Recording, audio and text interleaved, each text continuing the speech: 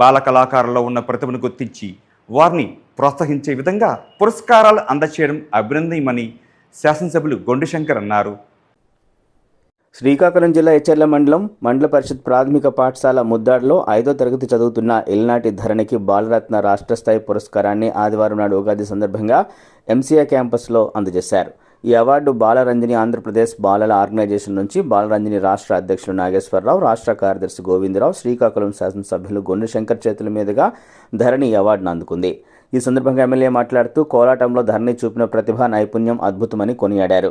చిత్రలేఖనంలో B Samhith, నృత్యంలో లిపి శ్రీవల్లి, సంగీతంలో జయదేవ్ కుమార్, ఇన్స్టాగ్రామ్లో శ్రీకాకుళం చిట్టీలకు బాలరత్న అవార్డులు అందించారు. ఇటువంటి బాలలను గుర్తించి అవార్డులు ఇస్తున్న బాలరంజని ఎంసీఏ సంస్థలను అభినందించారు.